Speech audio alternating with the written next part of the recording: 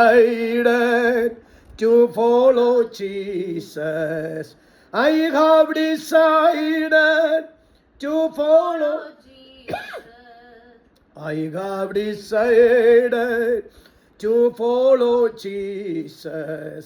No turning back, no turning back, no turning back, no turning back.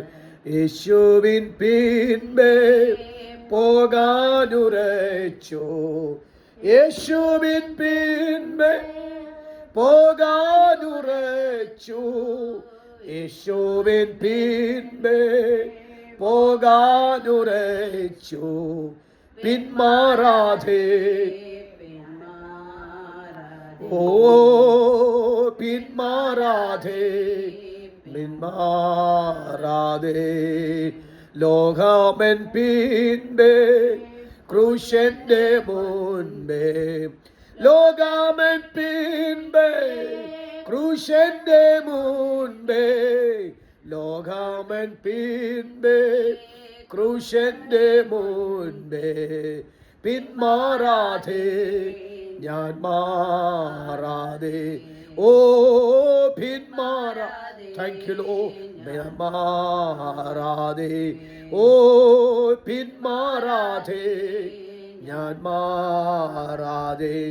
ഓ പിന്മാറാതെ.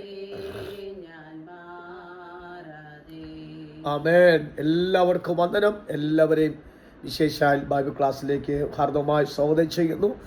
എല്ലാവരെയും കർത്താവ് അനുഗ്രഹിക്കട്ടെ. രാവിലത്തെ പ്രാർത്ഥനയ്ക്ക് ശേഷം നമുക്ക് ഒന്നുകൂടെ കർത്താവിൻ്റെ തിരുവചനത്തിൻ്റെ മുമ്പിൽ ശരണപ്പെടുവാൻ, പഠനാത്മകമായ അന്തരീക്ഷത്തിലേക്ക് വരുവാൻ ദൈവം നമുക്ക് അവസരം ഒരുക്കി തന്നു. തിരുവഴുത്തുകളെക്കുറിച്ച് നമ്മൾ പഠിക്കുന്നതും കർത്താവ് നമ്മെ ബോധ്യമാക്കി തരുന്നതും നമ്മുടെ മുൻപോട്ട് ഗമനത്തിന് ഭയങ്കര ശക്തിയാണ്. ക്വാളിറ്റി ഉണ്ട്, ക്വാണ്ടിറ്റി ഉണ്ട്, അല്ലേ? എന്തുകൊണ്ട് ക്വാളിറ്റി ഉണ്ട്? ആ രണ്ടിൻ്റെ അർത്ഥമൊന്നും ആരെയും പറഞ്ഞു തരാമോ? ക്വാളിറ്റിയുടെ അർത്ഥം, ക്വാണ്ടിറ്റിയുടെ അർത്ഥം?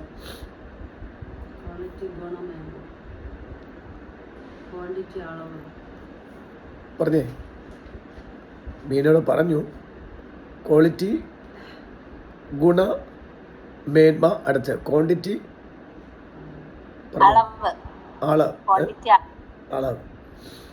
ഒരു ആത്മീക ദൈവമക്കൾ അല്ലെങ്കിൽ ദൈവത്താൽ വിളിച്ചു വേദനിക്കപ്പെട്ട വിശ്വാസികൾ ക്വാളിറ്റിയും ക്വാണ്ടിറ്റിയും ഉണ്ടായിരിക്കണം.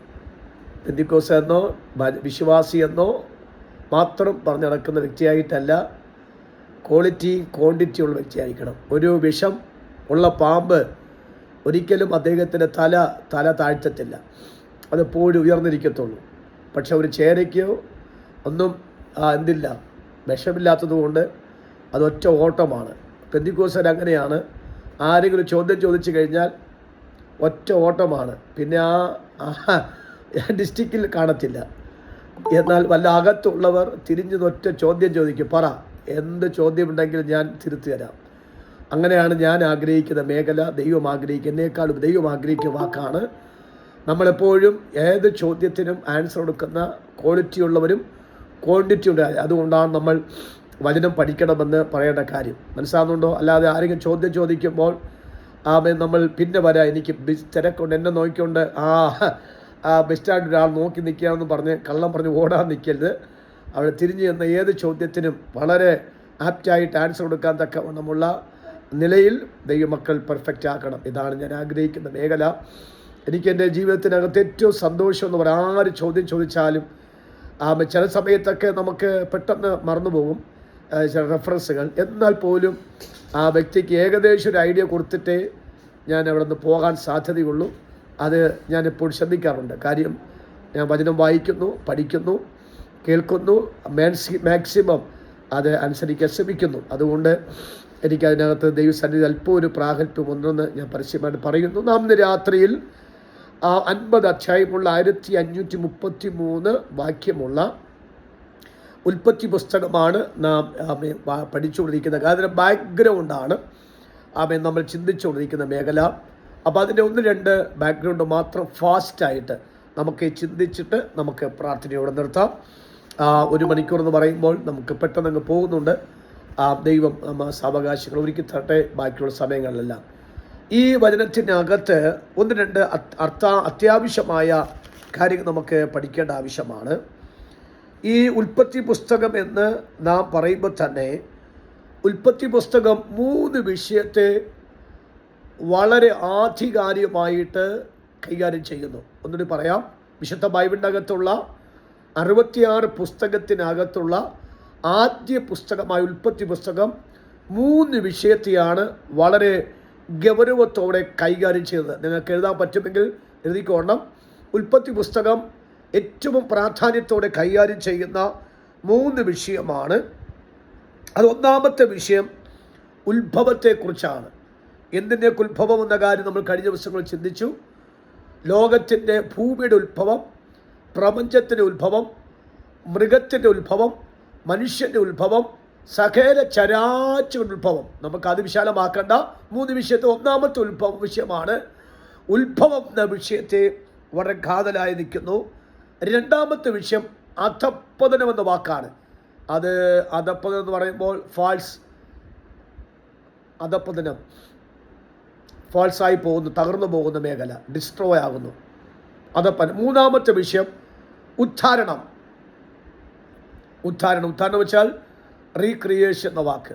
സജി വെറുതെ ചിരിക്കുന്നതുകൊണ്ട് ഇറങ്ങിപ്പോകല്, ബൈബിളിൽ പഠിച്ചിട്ടേ പോകാം. സ്വോത്രം. അപ്പം 3 വിഷയം: 1 ഉത്ഭവം, 2 അധപ്പതനം, 3 തിരിച്ചു വരുന്നു. അപ്പോൾ റീക്രിയേഷൻ, അതിനാണ് ഉദ്ധാരണം അല്ലെങ്കിൽ ഉൽപ്രാപണം എന്ന വാക്ക്, അല്ലെങ്കിൽ ഉദ്ധരിക്കുക എന്ന വാക്ക് മറക്കരുത്. ഉൽപ്പത്തി പുസ്തകം എപ്പോഴും കൈകാര്യം ചെയ്യുന്ന വലിയ 3 വിഷയമാണ്. 1 ഉത്ഭവം, 2 അധപ്പതനം, 3 ഉദ്ധാരണം എന്ന വാക്ക്.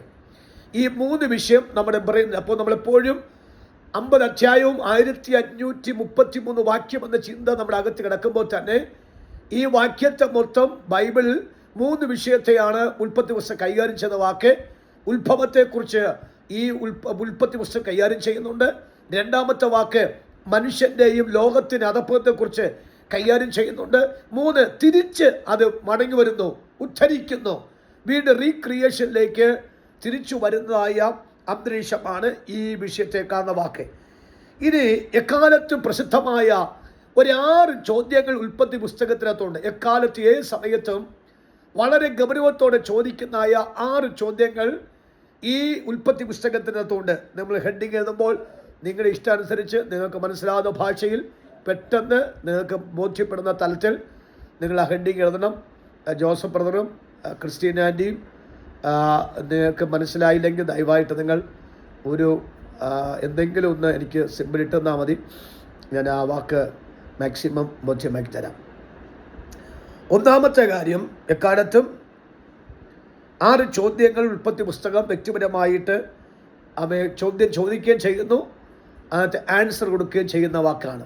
നമ്പർ 1, എന്താണ് ദൈവത്തിൻ്റെ ശാശ്വത സ്വഭാവം, പെർമനൻ്റ് ക്യാരക്ടർ? എന്താണ് ദൈവത്തിൻ്റെ ശാശ്വത സ്വഭാവം?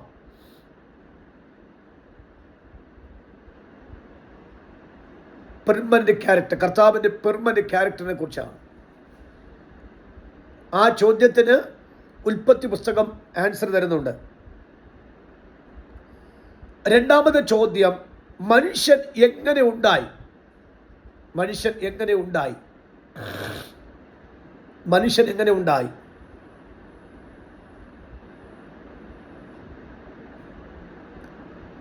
മൂന്നാമത്തത്, പാപത്തിന് ഉത്ഭവം എങ്ങനെ വന്നു? പാപത്തിന് ഉത്ഭവം എങ്ങനെ എന്ന ചോദ്യമായി. എങ്ങനെ പാപം ഈ ഭൂമിയിൽ ആരംഭിച്ചു? എല്ലാ ചോദ്യത്തിനും ഈ 1533 വാക്യം ആൻസർ തരുന്നുണ്ട്. നാലാമത്തെ കാര്യം,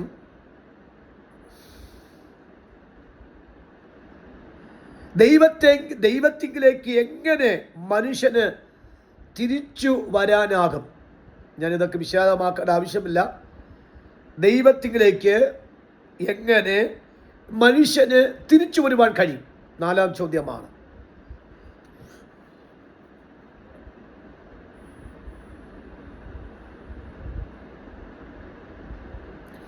അഞ്ചാമത്തെ കാര്യം, ദൈവപ്രസാദം എങ്ങനെ ലഭിക്കും? ദൈവപ്രസാദം എങ്ങനെ ലഭിക്കും? പിന്നെ അതിൻ്റെ ഇംഗ്ലീഷ് പറയാൻ,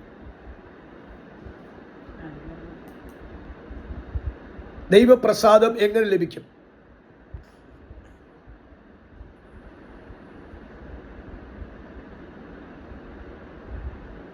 ആറാമത്തെ കാര്യം, ദൈവത്തോടും മനുഷ്യനോടും എങ്ങനെ പരസ്പരം പ്രാഗൽഭ്യം പുലർത്താൻ കഴിയും? ദൈവത്തോടും മനുഷ്യനോടും എങ്ങനെ, അതായത് ദൈവവും മനുഷ്യനും മനുഷ്യനും മനുഷ്യനുമായിട്ട് എങ്ങനെ ഒരു ഹൃദയംഗമായിട്ടൊരു ബന്ധം, ക്ലോസ് ഇൻറ്റേർണൽ ക്ലോസ് റിലേഷൻഷിപ്പ് എങ്ങനെ ബിൽഡപ്പ് ചെയ്യാൻ പറ്റും?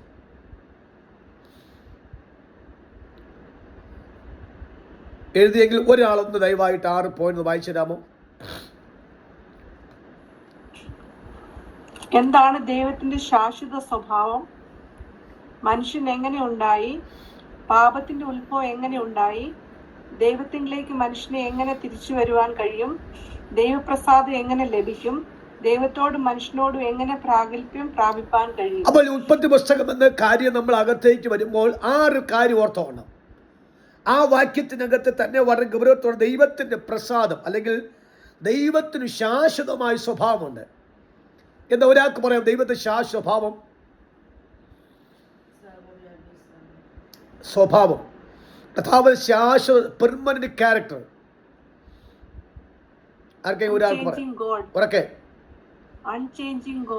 അത് ഒന്ന്, ദൈവം ചേഞ്ച് ആകുന്നില്ല, റൈറ്റ് ആണ്. ക്യാരക്ടർ, കർത്താവിൻ്റെ ക്യാരക്ടർ. ഒറ്റ കാര്യം, ലവ് കൺസേൺ, അത്രേ ഉള്ളൂ. കർത്താവിൻ്റെ ഏറ്റവും വലിയ സ്വഭാവമാണ് സ്നേഹിക്കുക. ആ സ്നേഹത്തിനകത്ത് എന്തില്ല? കറയില്ല, മറയില്ല, മറ്റൊന്നുമില്ല. അപ്പോൾ കർത്താവിൻ്റെ ഏറ്റവും പെർമനൻ്റായ സ്വഭാവമാണ് ലവ് എന്ന വാക്ക്. അതുകൊണ്ടാണ് ലവ് എന്ന ബൈബിളിനകത്തുള്ള ഗോൾഡൻ വേർഡ് പറയാമോ?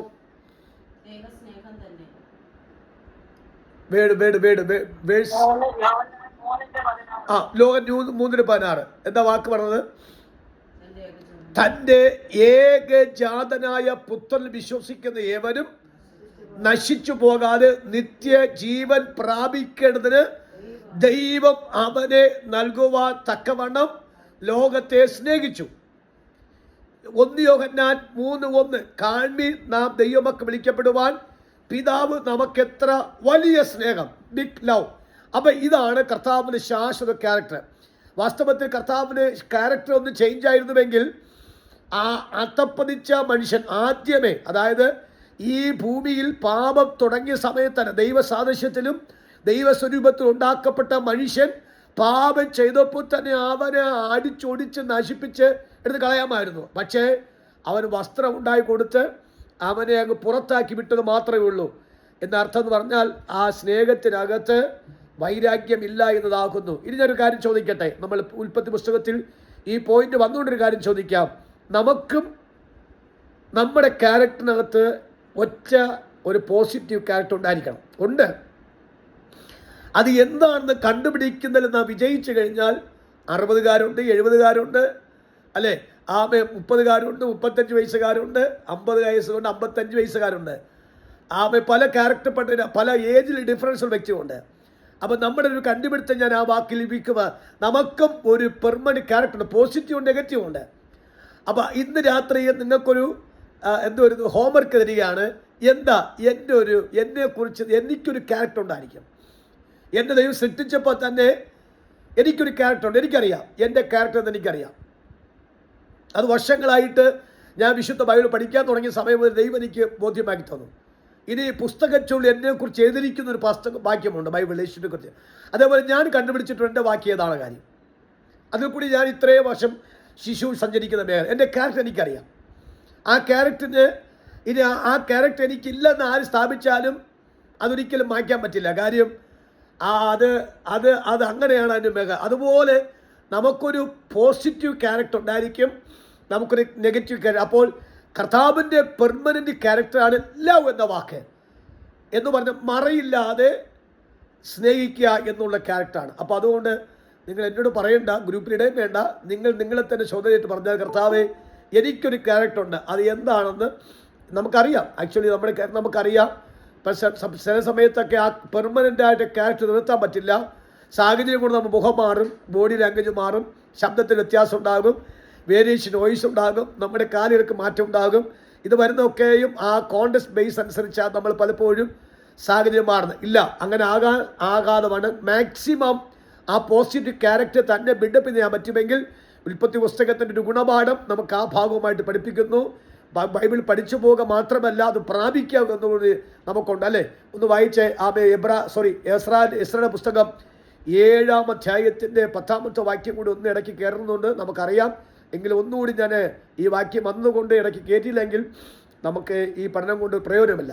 പ്ലീസ് 7:10, എബ്രായ 7:10, എസ്ര 7:10.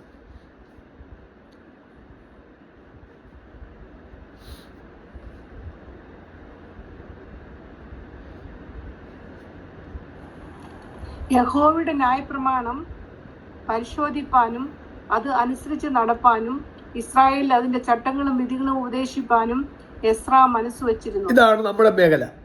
പഠിക്കുക മാത്രമല്ല, പ്രായോഗികമായി കൊണ്ടുവരിക, പ്രായോഗികമായി കൊണ്ടുവന്ന വിഷയത്തെ മറ്റൊരാൾക്ക് പറഞ്ഞു കൊടുക്കുക.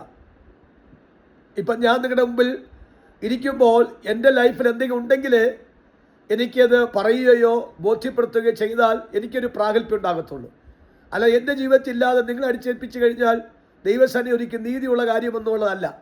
അപ്പോൾ അതുകൊണ്ട് ഞാൻ ആ വാക്ക് പറയുന്നത്, കർത്താവിൻ്റെ ഒരു പെർമനൻറ്റ് ക്യാരക്ടർ ഉണ്ടായതുപോലെ നമുക്കും ആ ഒരു പെർമനൻറ്റ് ക്യാരക്ടർ ഉണ്ടാകണം. അങ്ങനെ ഇത് ഞാൻ പറയും, ഈ 6 ചോദ്യത്തിന് ഈ ചോദ്യമാണ് വന്നിരിക്കുന്നത്. ഈ ചോദ്യത്തിന് ഈ 1533 വാക്യത്തിനകത്ത് എന്തുണ്ട്? ആൻസറുണ്ട്. അതിൻ്റെ ഒരു ഏകദേശം ഒരു ഐഡിയ കിട്ടാൻ കരുതിയാണ് ഈ 6 പോയിന്റ് നമുക്ക് വന്നിരിക്കുന്ന കാര്യം ദൈവമക്കൾ മറക്കരുത്. ഇനി ഞാൻ കഴിഞ്ഞ ദിവസം പറഞ്ഞു, ഉൽപ്പത്തി പുസ്തകത്തിൻ്റെ ആരംഭം ഞാൻ പറഞ്ഞു. അതിന് ഞാൻ ഗ്രൂപ്പിനകത്ത് അതിൻ്റെ വേഴ്സിട്ട് ബരേഷ്യത്ത് എന്ന് പേരിട്ടിട്ടുണ്ട്. ബരേഷ്യത്ത് പേരിൻ്റെ അർത്ഥം തന്നെ ആരംഭമെന്നാണ്. അത് ഒരു എബ്രായ വേർഡാകുന്നു. അപ്പോൾ തന്നെ ഉൽപ്പത്തി എന്ന പുസ്തകത്തിൻ്റെ വേർഡ് ലഭിച്ചിരിക്കുന്നത് സംസ്കൃത പദത്തു നിന്നാണ്. ആ പേര് ലഭിച്ചിരിക്കുന്നത് ആരംഭം എന്ന വിഷയവുമായി ബന്ധപ്പെട്ടാണ്. ആരംഭം, സൃഷ്ടി, ജനനം, ആരംഭം, ഈ 3 വാക്കുകൾ കൂടി ചേർത്ത് വരുമ്പോഴാണ് ഉൽപ്പത്തി എന്ന പേര് വന്നത്. അതൊരു സംസ്കൃത പദത്തു നിന്നാണ് ആ പേര് വന്ന കാര്യം കൂടി ദൈവമക്കൾ മനസ്സിനകത്ത് ഒന്ന് വെച്ചാൽ മതി. ഇനി വിഷയ പഠനം, അതായത് നമ്മുടെ അതിന് ഹെഡിങ് വിഷയ പഠനം, സബ്ജക്റ്റ് ഡിവൈഡ് ചെയ്യുന്നതാണ്. അതിന് ഏകദേശം ഐഡിയ കിട്ടാൻ മതി. നമ്മൾ ഉൽപ്പത്തി പുസ്തകം എന്ന വാക്ക് പെട്ടെന്ന് കേൾക്കുമ്പോൾ തന്നെ ആ 50 അധ്യായവും 1533 വാക്യത്തെക്കുറിച്ച് അതിനകത്തൊരു ഡിവൈഡ് ചെയ്ത് പഠിക്കാൻ തക്കവണ്ണം നമ്മൾ ശ്രമിച്ചാൽ, ഉൽപ്പത്തി എല്ലാ ആരംഭങ്ങളുടെയും ചരിത്രരേഖയാണ്. ഞാൻ നോട്ട്സാണ് പറയുന്നത്. ഉൽപ്പത്തി എല്ലാ ആരംഭങ്ങളുടെയും ചരിത്രരേഖയാണ്. അതുകൊണ്ടാണ് നമ്മൾ അല്പം ഡീപ്പായിട്ട് ഉൽപ്പത്തി തന്നെ പഠിക്കുന്നത്. ബാക്കി പുറപ്പാട് മുതൽ ഫാസ്റ്റായിട്ട് പോകും. എന്നാൽ ഉൽപ്പത്തി അല്പം സമയം എടുത്ത് പഠിക്കുന്ന കാര്യം എല്ലാറ്റിൻ്റെയും ഉൽപ്പത്തി എല്ലാ ആരംഭങ്ങളുടെയും ചരിത്രരേഖയാണ്. ചരിത്രരേഖയാണ്. അടുത്ത വാക്ക് ആകാശം, ഭൂമി. ആകാശം, ഭൂമി. ആകാശം, ഭൂമി എന്നിവയുടെ സൃഷ്ടി വിവരണത്തോടൊപ്പം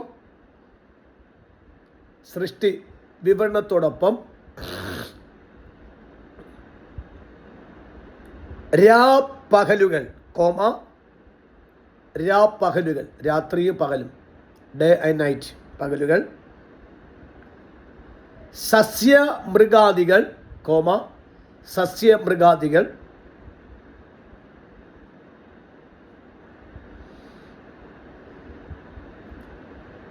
മനുഷ്യൻ,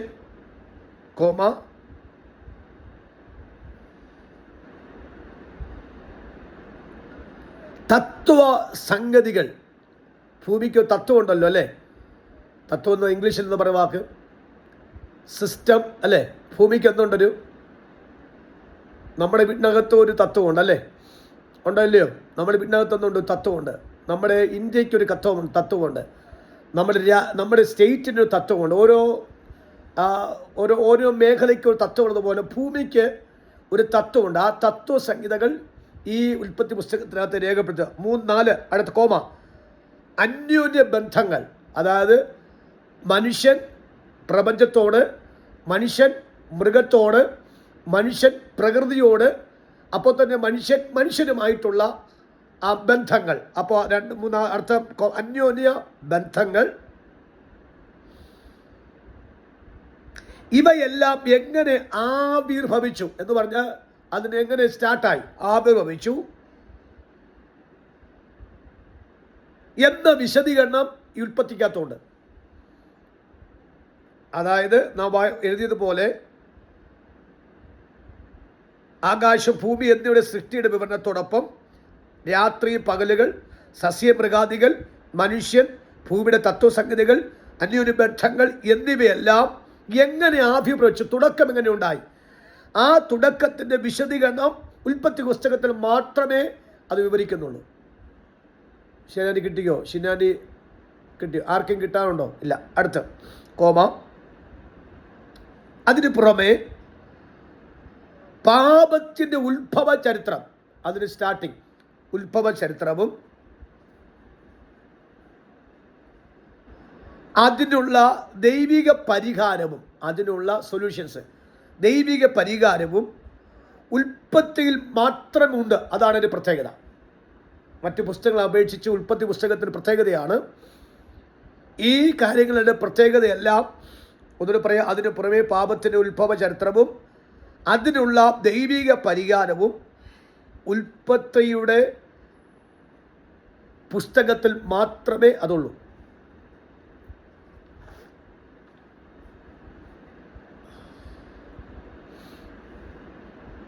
അപ്പോൾ ഓർത്തോണം, ആരെങ്കിലും ഉൽപ്പത്തി പുസ്തകം മൊത്തം വായിച്ചായിരുന്നോ ഈ ദിവസങ്ങളിൽ? ഈ പഠനത്തിൽ ചേർന്ന് വന്ന സമയത്ത് വായിക്കാൻ തക്കവണ്ണം ശ്രമിച്ചായിരുന്നു? Chithra sister, Saji brother, Christian aunty, Prince brother, Priyamanikandan, Hema sister, Kunjachan, നിങ്ങളാരും വീഡിയോ ഓൺ ചെയ്യുന്നില്ല എന്നതിൽ പരാതിയുണ്ട്. ഓക്കെ, ശരി.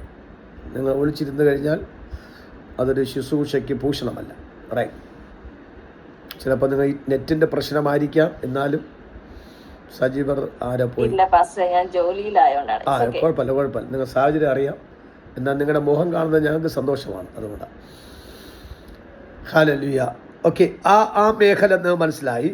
ഇതെല്ലാം ലഭിക്കുന്നത് നമുക്ക് ഉൽപ്പത്തി പുസ്തകത്തിൽ നിന്നാണ്. അത് നന്നായി ലഭിക്കുന്ന വാക്ക്. ഇനി അതിൻ്റെ പാരഗ്രാഫ്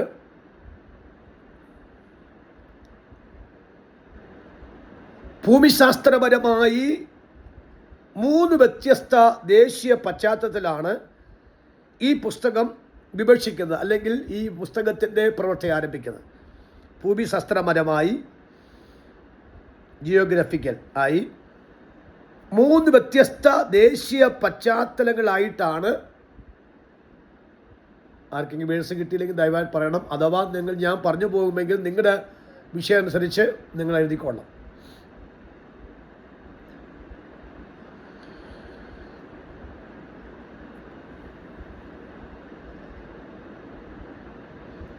ഒന്ന് ടൈഗ്രിസ്, 2 യൂഫ്രട്ടീസ്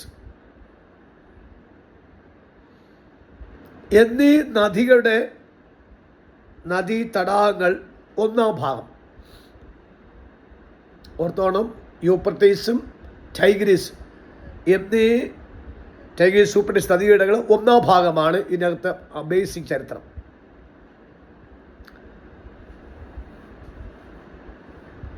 2-ാം ഭാഗം കനാൻ നാടിൻ്റെ പ്രാന്തപ്രദേശങ്ങൾ.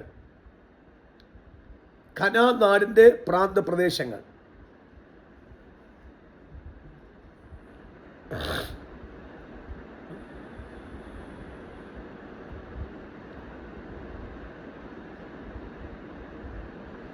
മൂന്നാം ഭാഗം ഈജിപ്റ്റ് ബ്രാക്കറ്റിൽ മിസ്രൈം.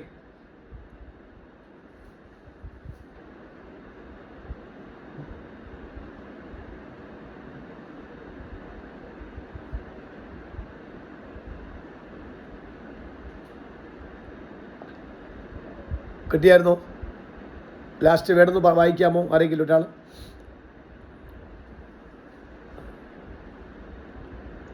ഭൂമിശാസ്ത്രപരമായി 3 വ്യത്യസ്ത ദേശീയ പശ്ചാത്തലത്തിൽ ഉൽപ്പത്തി പുസ്തകം എഴുതിയിരിക്കുന്നു. ടൈഗ്രീസ്, യൂഫ്രട്ടീസ് എന്നീ നദീ തടാകങ്ങൾ ഫസ്റ്റ് ഭാഗം. സെക്കൻഡ് കനാൻ നാടിന്റെ പ്രാന്തപ്രദേശങ്ങൾ. 3 ഈജിപ്ത് അല്ലെങ്കിൽ മിസ്രൈം. Okay, very good. അടുത്ത നമ്പർ 1 ഒന്നാം ഭാഗം. നമ്പർ 1 ഒന്നാം ഭാഗം.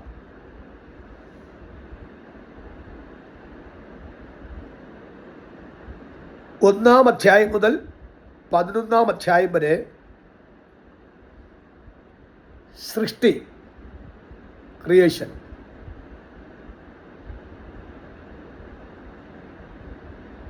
ജസ്റ്റ് ഒന്ന് ഹൈഫൻ ഇട്ടിട്ട് BC 4000 അതിന് മുമ്പിലുള്ള ചരിത്രമാണ്.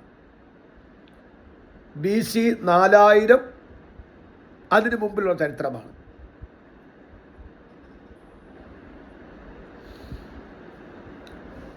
സൃഷ്ടി മുതൽ തേരകിൻ്റെ കാലമായ മരണകാലമായ സൃഷ്ടി മുതൽ ഭൂമിയെ ക്രിയേറ്റ് ചെയ്ത ആ സമയം മുതൽ തേരകിൻ്റെ മരണകാലമായ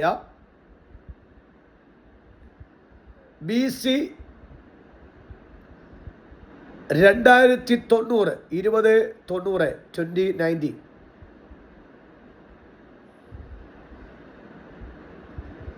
വരെയുള്ള ബ്രാക്കറ്റിൽ ജനസിസ് ചാപ്റ്റർ 1 വേഴ്സ് 11 11:32 11-ാം അധ്യായത്തിൻ്റെ 32-ാമത്തെ വാക്യം.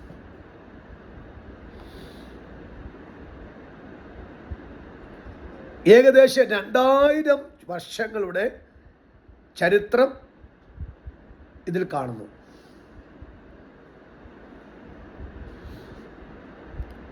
ഒരു ചോദ്യം ചോദിക്കട്ടെ? തേരകിൻ്റെ ആയുഷ്കാലം ആർക്കെങ്കിലും പറയാമോ?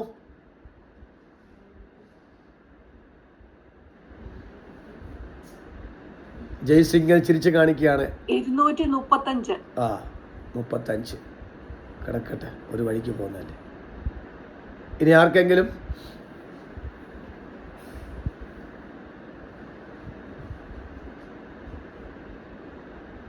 ആർക്കില്ല. അത് തന്നെ ഫൈനൽ ചെയ്യല്ലേ. വായിച്ച് 11-ാം അധ്യായത്തിൻ്റെ അവസാനത്തെ വാക്യം വായിച്ച്. ഉൽപ്പത്തി 11-ന്റെ അവസാനത്തെ വാക്യം. തേരഹിന്റെ ആയുഷ്കാലം 205 സംവത്സരം. ഈ 30 എവിടുന്ന് കിട്ടി? എന്നാലും ചാരിക്ക് പറഞ്ഞല്ലോ, അതിൽ അപ്രീഷിയേറ്റ് ചെയ്യുന്നു. അപ്പോൾ തേരകിൻ്റെ വയസ്സ് നമ്മൾ ബ്രെയിനിൽ കിടക്കാനാണ് ഇടയ്ക്ക് ചോദിക്കുന്നത്. 205. തേരകിൻ്റെ വയസ്സ് 205 അതാണ് നമ്മൾ ആദ്യം ഒന്നാം ഭാഗം. രണ്ടാം ഭാഗം ബ്രാക്കറ്റിൽ 12-ാമത്തെ അധ്യായം മുതൽ 38-ാമത്തെ അധ്യായം വരെ. ആദ്യത്തേത് 1 മുതൽ 11 അധ്യായം വരെ.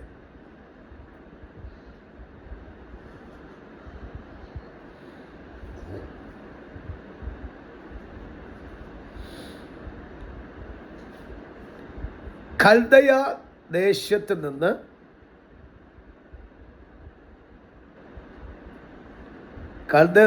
നിന്ന് അബ്രഹാമിൻ്റെ പ്രയാണകാലം തുടങ്ങി.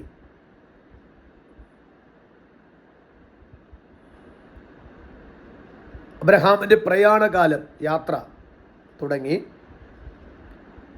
മിസ്രൈമിൽ ജോസഫ് എത്തുന്നത് വരെയുള്ള മിസ്രൈം എത്തുന്നവരെയുള്ള കാലഘട്ടം BC 2090 2090 മുതൽ 1897 1897. എത്ര വർഷം കേട്ടില്ല? 2090 2090 മുതൽ 1897 വരെയുള്ള.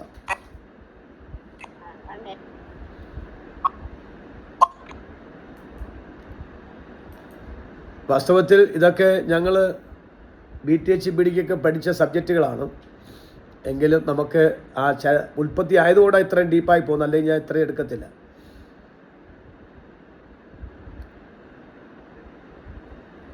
ഉൽപ്പത്തി അത്ര നോട്ട്സ് കിടക്കട്ടെ. അപ്പോൾ നിങ്ങൾക്ക് എപ്പോഴെങ്കിലും അത് ഉപയോഗമായിരുന്നുവെങ്കിൽ സന്തോഷമായിരിക്കും. 1890 വരെയുള്ള 97 വരെയുള്ള ഏകദേശം 193 വർഷങ്ങൾ, 193 വർഷങ്ങൾ, അതായത് 2090 മുതൽ 1897 വരെയുള്ള 193 വർഷങ്ങൾ. ഷീനാൻറ്റി ചിരിച്ചത് എനിക്ക് മനസ്സിലായി. ഇതിൻ്റെയൊക്കെ ആവശ്യമുണ്ടോ അന്യഭാഷ പറയാൻ എന്നാണ് ചിരിച്ചത്. അന്യഭാഷ മാത്രം പോരാ, ഇതുകൂടി വേണമെന്നാണ് ബൈബിൾ പറയുന്നത്. അല്ല, ഹേമ എന്നോട് ഹേമ എനിക്ക് മെസ്സേജ് ഇട്ടു, ഷീന ഇതെല്ലാം എഴുതിയിട്ട് എനിക്ക് തരണം. അപ്പൊ ഞാൻ പറഞ്ഞു എനിക്ക് എന്നെ പിന്നെ വായിക്കാൻ മനസ്സിലാക്കില്ല.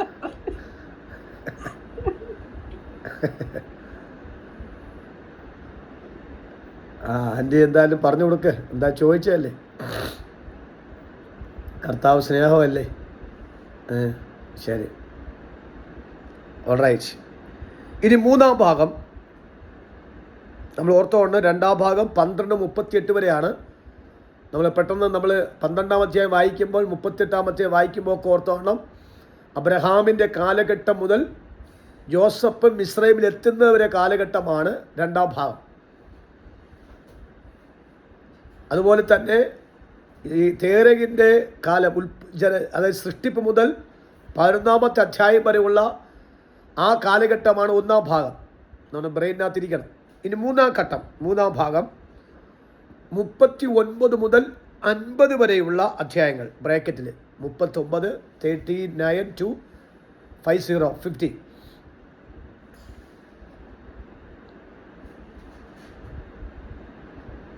ബ്രാക്കറ്റ് ക്ലോസ് ചെയ്തിട്ട് ജോസഫിൻ്റെ മിസ്രൈമിൻ്റെ ജീവിതകാലം,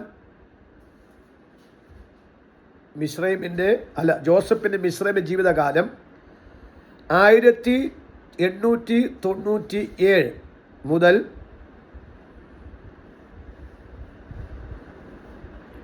1897 മുതൽ 1805 1805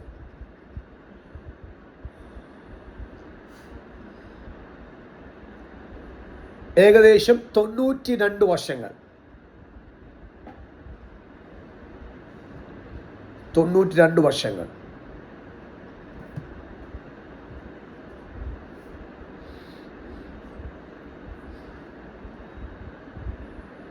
കിട്ടിയോ? 92 വർഷങ്ങൾ.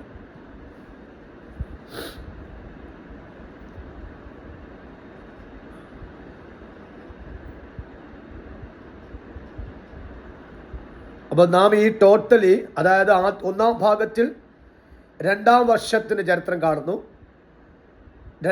ഒന്നാം വർഷം, 2-ാം വർഷത്തിൽ 193 വർഷത്തെ ചരിത്രം കാണുന്നുണ്ട്.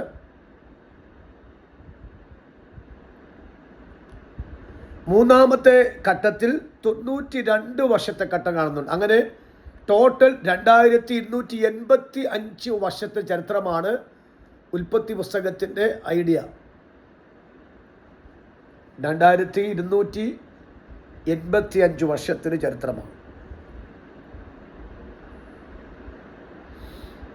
ഒരാൾക്ക് പറയാമോ എൻ്റെ മൂത്തോയ്ക്ക് ഒന്നാം ഘട്ടം ഏതു മുതൽ ഏതുവരെ, രണ്ടാം ഘട്ടം ഏതു മുതൽ ഏതുവരെ, മൂന്നാം ഘട്ടം ഏതു മുതൽ ഏതുവരെ? ഒന്നാം ഘട്ടം 1 മുതൽ 11 വരെ സൃഷ്ടിപ്പിന്റെ കാലം മുതൽ. ആരും ഒരാൾ പറഞ്ഞേ, കുഞ്ഞുമോളാൻ്റെ ഓടി ഒരാൾ പറഞ്ഞപ്പോൾ. ഓക്കെ, സൃഷ്ടിപ്പ് മുതൽ തേരകിന്റെ മരണം വരെ ഉൽപ്പത്തി പുസ്തകം 1-ാം അധ്യായത്തിൽ 11-ാമത്തെ ചരിത്രമാണ്. അതിന് 2000 വർഷത്തെ പഴക്കമുണ്ടെന്നാണ് പഠിതാക്കൾ 2000 വർഷം പഴക്കം. അടുത്ത 2-ാമത്തെ ഘട്ടം എന്ന് പറയുന്നത് വായിച്ചേ, പറഞ്ഞോ, എൻ്റെ മൂത്തി പറഞ്ഞേ. രണ്ടാമത്തെ ഘട്ടം പറ. അബ്രഹാമിൻ്റെ പ്രയാണം മുതൽ ജോസഫ് മിസ്രൈമിൽ എത്തുന്നത് വരെയുള്ള രണ്ടാം ഘട്ടം. അതിനകത്ത് 193 വർഷത്തെ ചരിത്രമുണ്ട്. ഇനി മൂന്നാമത്തെ ഭാഗം വരുന്നത് പറഞ്ഞോ, ജോസഫിൻ്റെ മിസ്രൈമിലെ കാലം മുതൽ പറഞ്ഞോ, നിങ്ങളാരും പറ, മുതൽ 92 വർഷത്തെ ഇന്നേ വരെയുള്ള, അതായത് 50 വർഷത്തെ പഴക്കമുള്ള ആ കാലത്ത് 50-ാമത്തെ അധ്യായം വരെയുള്ള 92 വർഷത്തെ പഴക്കമാണ് നമ്മൾ കാണുന്നത്. ഇതാണ് നമ്മൾ ഉൽപ്പത്തി പുസ്തകത്തിൻ്റെ വിഷയ പഠനം എന്ന ഹെഡിങ് കൊടുത്തതിൻ്റെ ഒരു മേഖല നമുക്ക് ബോധ്യപ്പെട്ട കാര്യം. ഓക്കെ, ഏകദേശം മനസ്സിലാവുന്നുണ്ടല്ലോ? ക്ലിയർ ആയോ? അപ്പോൾ എത്ര അധ്യായമാണെന്ന് നമുക്കറിയാം, 50 അധ്യായമാണ്. എത്ര വാക്യമെന്നറിയാം, 1533 വാക്യമാണ്. ഈ 1533 ഡിവൈഡാണ് നമ്മൾ ഇപ്പോൾ ചിന്തിച്ച വാക്ക്. അപ്പോൾ നമ്മുടെ ഒരു ബൈബിൾ പഠിതാവെന്ന നിലയിൽ നമ്മുടെ അകത്ത് അത്യാവശ്യമായി കിടക്കേണ്ട കാര്യം അതാണ്. നേരത്തെ പറഞ്ഞ വാക്കാണ്, നമ്മൾ ക്വാളിറ്റിയുള്ള വിശ്വാസിയായിരിക്കണം, ക്വാണ്ടിറ്റിയുള്ള വിശ്വാസിയായിരിക്കണം. അതുകൊണ്ട് ഒരു കാര്യം ആരെയും ചോദിച്ചാൽ, സംശയം ചോദിച്ചാൽ തിരിഞ്ഞു നിന്നുകൊണ്ട് നല്ല ഭാഷയിൽ വ്യക്തമായ നിലയിൽ ആൻസർ കൊടുക്കാൻ തക്കവണ്ണം കപ്പാസിറ്റിയുള്ള ഒരു വിശ്വാസിയായിരിക്കണം. അത് അത്യാവശ്യമായ കാര്യമാണ് എന്നുള്ള കാര്യം കൂടെ ദൈവമക്കൾ വളരെ ഗൗരവത്തോടെ ആവശ്യമല്ലാതെ ഞാൻ പ്രാർത്ഥിച്ചോളാം, ദൈവം നിങ്ങൾക്ക് ബുദ്ധി തരും, ദൈവം നിങ്ങൾ പഠിപ്പിക്കും എന്ന് പറഞ്ഞിട്ട് തടി തപ്പല് അങ്ങനെ പായാൽ നമ്മൾ യഥാർത്ഥ വിശ്വാസിയല്ല. നമ്മൾ നിന്ന് അങ്ങനെയല്ല, ഇങ്ങനെയാണ്, നിങ്ങൾ ചോദ്യം ഇങ്ങനെയായിരുന്നു, ആ ചോദ്യത്തിൻ്റെ ആൻസർ ഇതാണ്, ഇങ്ങനെ ഇത് ഉദ്ദേശിച്ചുകൊണ്ടാണ് ബൈബിൾ ഇങ്ങനെ പറയുന്നത്. അതൊരു ബൈബിളിൻ്റെ ഇത്ര വർഷത്തെ പഴക്കമുണ്ട്, ഇത്ര കാലഘട്ടം അതുണ്ടായ ചരിത്രമാണ്. അത് നമ്മുടെ ബുദ്ധിക്കകത്ത് ഒതുങ്ങാൻ ബുദ്ധിമുട്ടാണെങ്കിലും ചിന്തകന്മാർ ചരിത്രത്തിനകത്ത് രേഖപ്പെടുത്തിയ വിഷയമാണ്. ജോസീഫസ് എന്ന ചരിത്രകാരൻ നമുക്ക് നല്ല രേഖ തരുന്നുണ്ട്. അതാണ് നമ്മളെ പഠന വിഷയമായി നിൽക്കുന്നത്. അതുകൊണ്ട് ഈ പുസ്തകം കേവലം ഒരു പുസ്തകമല്ല, ഈ പുസ്തകം ഒരു ചരിത്ര പുസ്തകമാണ്. ബൈബിൾ സത്യവേദ പുസ്തകമാണ്, അപ്പോൾ തന്നെ ബൈബിൾ ചരിത്ര പുസ്തകമാണ്. ഇന്ന് ബൈബിളിൻ്റെ കാര്യങ്ങളാണ് ലോകത്ത് നടക്കുന്നു എന്ന കാര്യങ്ങൾ നാം പഠിക്കുകയും മറ്റുള്ളവരെ ബോധ്യപ്പെടുത്തുവാൻ തക്കവണ്ണം നാം എപ്പോഴും ബാധ്യസ്ഥരാണ് എന്നുള്ള കാര്യം കൂടെ ദൈവമക്കൾ വ്യക്തമായിട്ട് മനസ്സിലാക്കണം. ഇനി വേഗത്തിൽ നമ്മൾ സമയം പോകുന്നതുകൊണ്ട് ഇതിനകത്ത് 2 കാര്യം കൂടി എനിക്ക് ബോധ്യപ്പെടുത്തിയാൽ ഇതിൻ്റെ ഒരു ചെറിയൊരു പാർട്ട് എനിക്ക് നിർത്താൻ തക്കം കഴിയും. വിഭജനം, അധ്യായ വിഭജനം കൂടെ, അധ്യായ വിഭജനം. അതിനകത്ത് 8 കാര്യം നിങ്ങൾ പോയിന്റ് 1, 2 എന്ന് താഴോട്ട് എഴുതി കഴിഞ്ഞാൽ പെട്ടെന്ന് നമുക്കത് മനസ്സിലാകും. നമ്പർ 1 പ്രപഞ്ചം, ഭൂമി, മനുഷ്യൻ എന്നിവയുടെ സൃഷ്ടി. വിഭജനമാണ്, അധ്യായ വിഭജനമാണ്, ചാപ്റ്റർ ഡിവൈഡ് ചെയ്യുന്നതാണ്. ഒന്നാമത്തതാണ് ഞാൻ പറഞ്ഞത്, പ്രപഞ്ചം, ഭൂമി, മനുഷ്യൻ എന്നിവയുടെ സൃഷ്ടി. അധ്യായം 1 മുതൽ 2-ാം അധ്യായത്തിൻ്റെ 25-ാമത്തെ വാക്യം വരെ. Chapter 1 versus 1 to 25. 1-ാം അധ്യായത്തിൻ്റെ 1-ാമത്തെ വാക്യം മുതൽ 2-ാം അധ്യായത്തിൻ്റെ 25-ാമത്തെ വാക്യം വരെ കിട്ടിയായിരുന്നോ 1-ാമത്തെ വിഭജനം? മനസ്സിലായെങ്കിൽ സ്വന്തം പറഞ്ഞേ. കിട്ടിയോ? ശരി. 2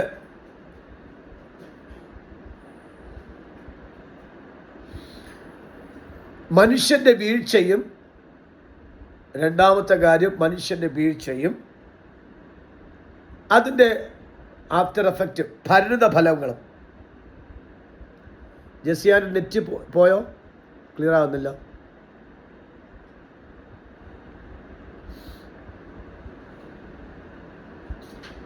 മനുഷ്യൻ്റെ വീഴ്ചയും പരിണിത ഫലങ്ങളും. അധ്യായം 3 മുതൽ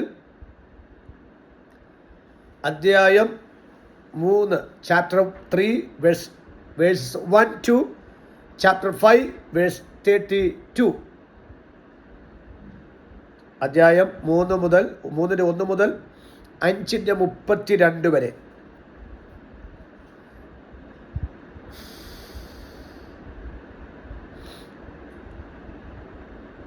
നമ്പർ 3.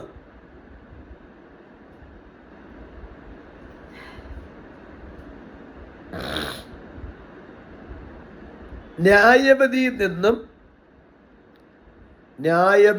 നിന്നും നോഹയുടെ കുടുംബം മാത്രം വിടുവിക്കപ്പെടുന്നു.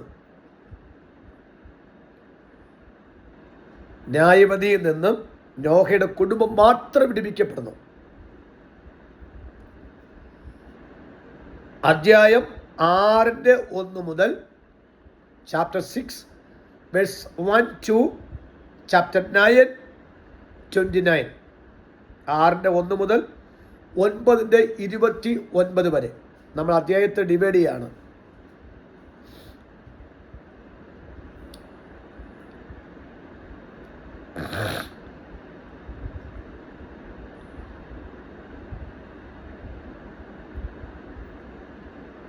അടുത്ത 4 നമ്പർ 4. ഇന്നത്തെ മനുഷ്യരാശിയുടെ വളർച്ചയും വിഭജനവും.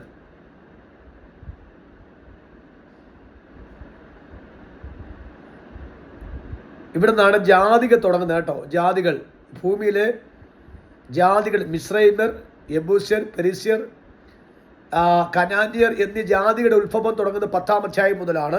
10-ാം അധ്യായത്തിൻ്റെ 1 മുതൽ 11-ാം അധ്യായത്തിന് 32 വരെ. 10-ാം അധ്യായത്തിൻ്റെ 1 മുതൽ 11-ാം അധ്യായത്തിൻ്റെ 32 വരെ. കിട്ടിയോ? ചിത്ര സിസ്റ്റർ എന്തെങ്കിലും പോയോ? കൈവിട്ട് പോയാ?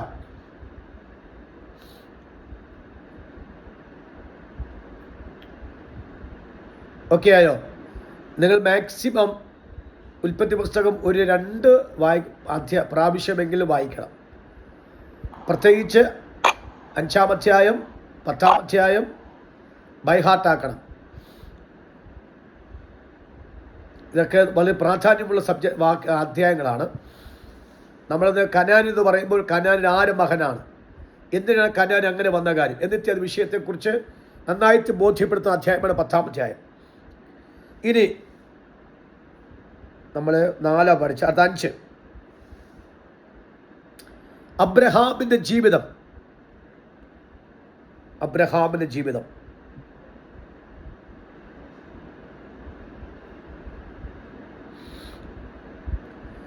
അധ്യായം 12:1 മുതൽ chapter 12 verse 1 to chapter 25 verse 18. അധ്യായം 12:1 മുതൽ 25 വരെ. അധ്യായം 12:1 മുതൽ 25 അധ്യായം വരെ. അതിന് 18-ാമത്തെ വാക്യം.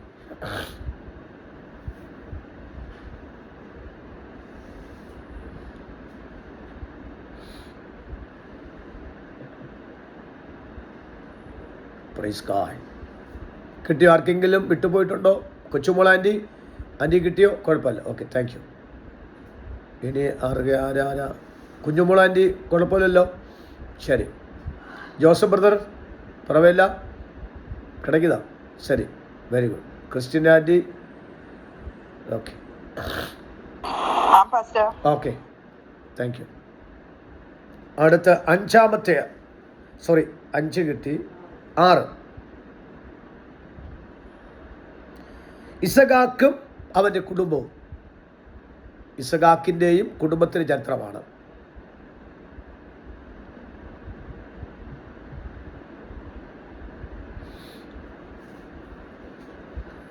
അധ്യായം 25:1 മുതൽ 37-ാം അധ്യായത്തിൻ്റെ 1 വരെ. Chapter 25 versus 1 to chapter 37 versus 1. ഇസഹാക്കും അവൻ്റെ കുടുംബവും.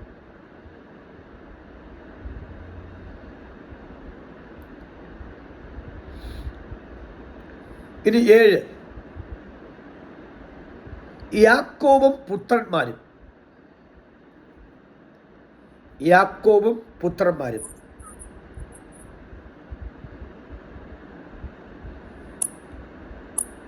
യാക്കോബും പുത്രന്മാരും.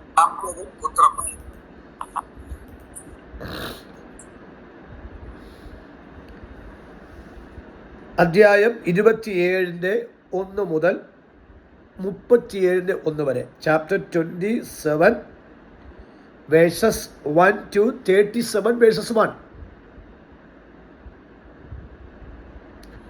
യാക്കോബും പുത്രന്മാരും.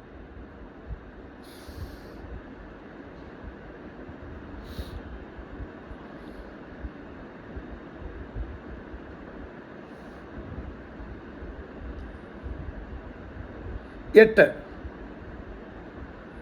ജോസഫിന്റെ ജീവിതം.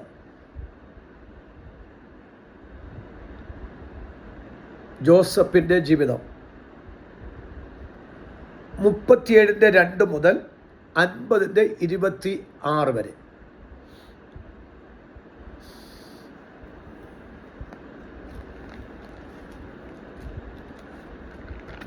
മുപ്പത്തിയേഴ് 2 മുതൽ 50:26 വരെ.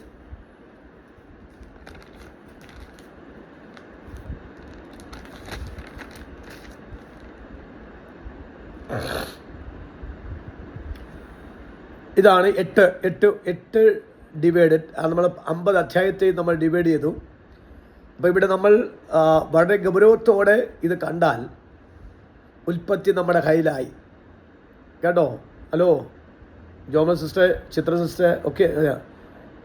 ഈ ഇത്രയും ഡിവൈഡ്, ഈ 8 ചാപ്റ്റർ 8 പോയിന്റ്സുകൾ നമ്മൾ ബൈ ഹാർട്ടായി കഴിഞ്ഞാൽ ആര് ഏത് പാതിരാത്രി എന്ത് ചോദിച്ചാലും ഇന്നടത്ത് മുതൽ ഇന്നത് വരെ ഇന്ന ഭാഗമാണ്, ഇന്നടത്ത് ഇന്ന ഭാഗമാണ്. അപ്പോൾ അങ്ങനെ ആകുമ്പോൾ ഒരു വിശ്വാസി എന്ന നിലയിൽ, ബൈബിൾ പഠിതാവ് എന്ന നിലയിൽ നമുക്ക് 50 അധ്യായം നമ്മുടെ കയ്യിലായി. ഈ 50 നമ്മുടെ കയ്യിലായി കഴിഞ്ഞാൽ പിന്നെ നമുക്കറിയാം ഉൽപ്പത്തിയുടെ ആരംഭം, അല്ലെങ്കിൽ പ്രപഞ്ചത്തിൻ്റെ ആരംഭം, മനുഷ്യൻ്റെ ആരംഭം, പാപത്തിൻ്റെ ആരംഭം, അതിന് പരിഹാരം എന്താണ്, അതെവിടെ മുതൽ എവിടെയാണ്, അബ്രഹാമിൻ്റെ തുടക്കം എവിടെയാണ്, ഇസഹാക്കിന്റെ തുടക്കം എവിടെയാണ്, യാക്കോബിന്റെ തുടക്കം എവിടെയാണ്, അവൻ്റെ 10-12 പുത്രന്മാരുടെ തുടക്കം എവിടെയാണ്. അപ്പോൾ തന്നെ ജോസഫിൻ്റെ ചരിത്രത്തിൻ്റെ ആരംഭം കുടിക്കുന്ന 37 അധ്യായം മുതൽ 50:26 വരെ. അപ്പോൾ ഓർത്തോണം, നമ്മൾ പ്രസംഗിക്കാൻ പറയാം, പ്രിയമുള്ളവരെ, ഉൽപ്പത്തി പുസ്തകം 1-ാം അധ്യായത്തിന് 1-ാമത്തെ വാക്യം മുതൽ ആ ഉൽപ്പത്തി പുസ്തകം 50-ാം അധ്യായത്തിൽ 26 വരെ എന്നൊക്കെ പറഞ്ഞൊരു പിടിപ്പിൽ കൊടുത്തു കഴിഞ്ഞാൽ ആ ഏകദേശം വ്യക്തി ഈ പുള്ളിക്ക് എന്തൊക്കെ അറിയാം. കാര്യം റെഫറൻസ് കറക്റ്റായിട്ട് പോകുന്നുണ്ട്. കാര്യം അല്ലാതെ നിങ്ങൾ നോക്കി പറയുമെന്ന് പറഞ്ഞ് വിടുകയില്ല. നമ്മൾ ബൈഹാർട്ടാക്കി പറയുകയാണ്. ചിലപ്പോൾ നിങ്ങൾ ചിലർ ചോദ്യത്തിൽ നിങ്ങൾ നോക്കി കണ്ടുപിടിക്കാൻ പറയും. നമ്മൾ ആരും ചോദിച്ചപ്പോൾ നിങ്ങൾക്ക് വെറുതെ ജോലിയൊന്നുമില്ല, വെറുതെ ഇരിക്കുകയല്ലേ, പോയി ബൈബിൾ വായിച്ച് പഠിക്കാൻ പറയും. നമ്മൾ രക്ഷപ്പെടാൻ കരുതിയേ. ആരെങ്കിലും ചോദ്യം ചോദിച്ചു കഴിഞ്ഞാൽ പറയും ബൈബിളിലുണ്ടല്ലോ, നിങ്ങൾ പോയി നോക്കാൻ. അവർ നമ്മൾ ചോദിക്കുന്നത് ചില സംശയം തീർക്കാൻ കരുതിയാണെങ്കിൽ നമുക്കും നമ്മൾ സംശയം തീർക്കാൻ പറ്റും, മറ്റൊരു നമ്മൾ സംശയം തീർക്കാൻ പറ്റും. അങ്ങനെയെങ്കിൽ നമ്മൾ ഉൽപ്പത്തി പുസ്തകത്തെക്കുറിച്ച് ഏകദേശം ഒരു അണ്ടർസ്റ്റാൻഡിങ് നമുക്കിതോടെ ആയി. അപ്പോൾ ഇനി നമ്മൾ അല്ലൊരു പറയുമ്പോഴൊക്കെ ഈ ഉൽപ്പത്തി പുസ്തകം പ്രസംഗിക്കുമ്പോൾ അല്ലൊരു പറയുമ്പോൾ ആരെങ്കിലും തെറ്റായ ഒരു പ്രസംഗം പ്രസംഗിച്ചാൽ നമുക്ക് പറയാം അങ്ങനെയല്ല, ഇങ്ങനെയാണ് അതിൻ്റെ കിടപ്പുവശം എന്ന് പറയുമ്പോൾ അവിടെ തിരുത്തലുകൾ നമുക്ക് ചെയ്യാൻ പറ്റും. 2, എല്ലാറ്റും നമ്മൾ ആമയം പറഞ്ഞു പോകേണ്ടി വരത്തില്ല. ബൈബിൾ അറിയാമെന്നുള്ളത് തെറ്റ് വിളിച്ചാലും ആമയം പറയും, തെറ്റ് ശരി പറഞ്ഞാൽ ആമയം പറയും. പക്ഷേ ബൈബിൾ പഠിച്ചാൽ എല്ലായിടത്തും ആമയം പറയാൻ പറ്റില്ല. നമുക്കറിയാം എവിടെ ആമയം പറയണമെന്ന് നമുക്കറിയാം. ഇല്ലെങ്കിൽ തെറ്റ് പറഞ്ഞാലും ഹല്ലേലൂയ, ഗ്ലോറി, ബ്ലഡ്, ജയം, അന്യഭാഷ കിടക്കട്ടെ, ഒരു വഴിക്ക് പോയാലേ. അങ്ങനെ വേണ്ട. ആമേൻ പറയേണ്ടിടത്ത് ശരി എന്ന് നമുക്ക് ബോധ്യമുള്ള സ്ഥലത്ത് മാത്രം ആമേൻ പറഞ്ഞ ഇതാണ് വിശുദ്ധ ബൈബിളിൻ്റെ പഠനത്തിൻ്റെ ഏറ്റവും വലിയ കാര്യം. അതുകൊണ്ട് പ്രത്യേകിച്ച് ദൈവമൊക്കെ ഓർത്തോണം, ഇപ്പോഴത്തെ മഴയിൽ കുരുത്തിട്ടുള്ള കുറേ പാസ്റ്റർ ഇറങ്ങിയിട്ടുണ്ട്. ബൈബിളിൻ്റെ ABC അറിഞ്ഞുകൂടാ. മനസ്സിലാകുന്നുണ്ടോ? വളരെ മോശമായ ചില വ്യാഖ്യാനങ്ങൾ ബൈബിൾ പോലും എഴുതുമ്പോൾ പരിശുദ്ധാത്മാവ് പോലും ചിരിച്ചുകൊണ്ടിരിക്കുകയാണ് ഇതുവരെ വ്യാഖ്യാനം കണ്ടിട്ട്. അപ്പോൾ അതുകൊണ്ട് നമുക്ക് അബദ്ധം പറ്റാതിരിക്കാൻ തക്കവണ്ണം വിശുദ്ധ വചനത്തിൻ്റെ ആഴം നമ്മൾ മനസ്സിലാക്കണം. അപ്പോൾ ഈ വിഷയ വിഭജനത്തിൻ്റെ അടിസ്ഥാനത്തിൽ നമുക്ക് 50 അധ്യായത്തിൻ്റെ ഏറ്റവും കൂടുതൽ നല്ല പ്രാധാന്യമുള്ള ഭാഗം നമുക്ക് ആ വിഷയത്തെക്കുറിച്ച് ബോധ്യപ്പെട്ടു. ആ 8 പോയിന്റ് ഒന്ന് ഒരാളൊന്ന് വായിച്ച് നിങ്ങൾ എൻ്റെ കൂടെ കൊണ്ടുവന്ന് അറിയട്ടെ.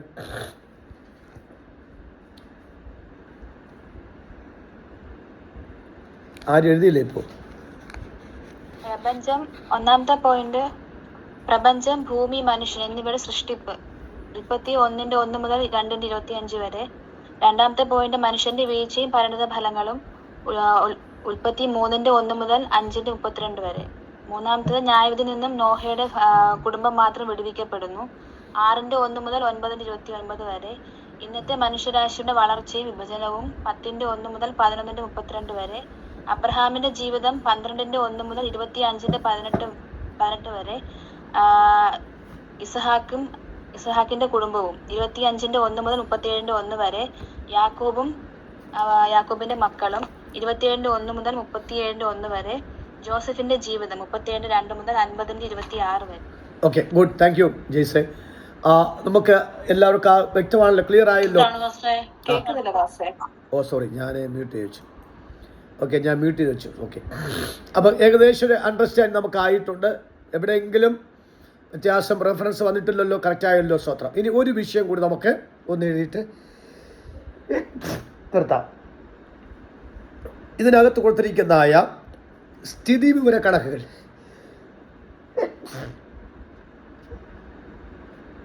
ഉൽപ്പത്തി പുസ്തകത്തിനകത്ത് പറഞ്ഞിരിക്കുന്ന സ്ഥിതി വിവര കണക്ക്. ഒന്ന് ഉൽപ്പത്തി പുസ്തകം ഏതാണ്? ഒന്നാമത്തെ ഉൽപ്പത്തി പുസ്തകം എന്ന് പറയുന്നത് ഒന്നാം പുസ്തകമാണെന്ന് എല്ലാവർക്കും അറിയാം. അവിടെ ശ്രദ്ധിക്കണം, ചില ചിന്തകന്മാരുടെ ഇടയിൽ ഇയ്യോബിൻ്റെ പുസ്തകമാണ് ആദ്യം എഴുതിയ പുസ്തകമെന്ന് പറയുന്നുണ്ട്. അതുകൊണ്ട് ഉൽപ്പത്തി പുസ്തകത്തിന് മുമ്പിൽ ഇയ്യോബിൻ്റെ പുസ്തകം എഴുതിയിട്ടുണ്ടെന്നൊരു ചിന്തയുണ്ട്.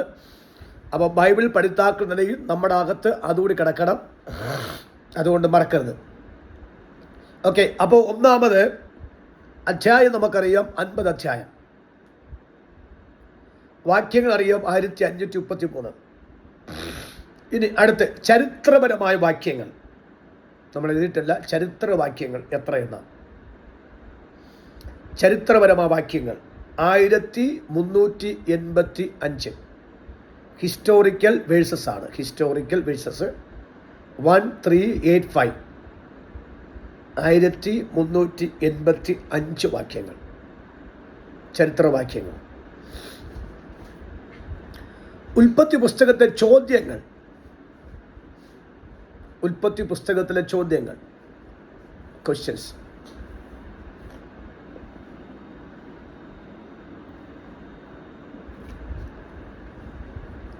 (148) 148 ഉൽപ്പത്തി പുസ്തകത്തിലെ ചോദ്യങ്ങൾ 148. ഉൽപ്പത്തി പുസ്തകത്തിലെ പ്രവചനങ്ങൾ, പ്രോഫറ്റിക് വേഴ്സസ് ഇൻ ജനസിസ് 146.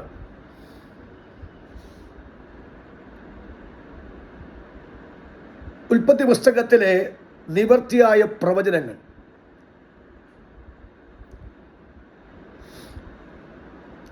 123. 123.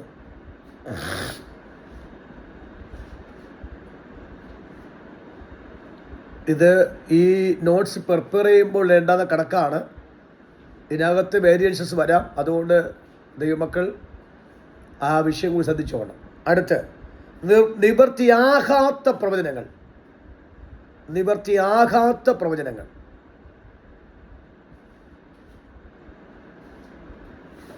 ആദ്യത്തെ നിവർത്തിയായ പ്രവചനം 123.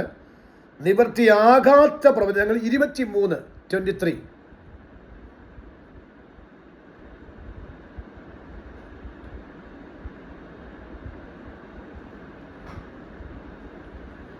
ഉൽപ്പത്തി പുസ്തകത്തെ ലഘു അധ്യായങ്ങൾ, ചെറിയ അധ്യായങ്ങൾ,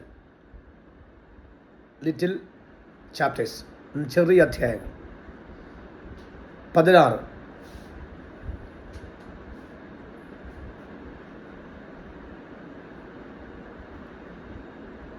വലിയ അധ്യായങ്ങൾ, ബിഗ് ചാപ്റ്റേഴ്സ്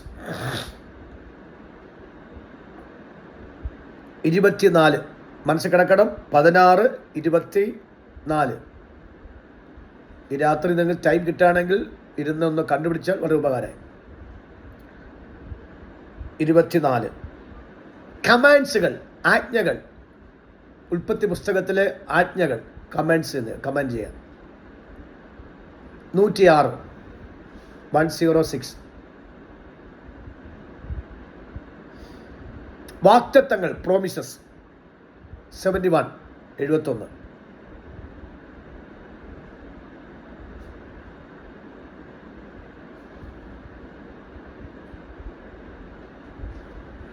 അടുത്ത് ഉൽപ്പത്തി പുസ്തകത്തിലെ ദൈവത്തിൽ നിന്നുള്ള പ്രത്യേക ദൂതുകൾ, സ്പെഷ്യൽ മെസ്സേജസ്, സ്പെഷ്യൽ മെസ്സേജ് അല്ലെങ്കിൽ പ്രത്യേക ദൂതുകൾ. 95, 95.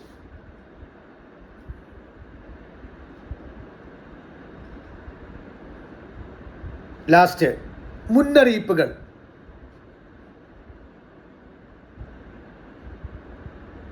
മുന്നറിയിപ്പ് മീൻസ് വാണിംഗ്.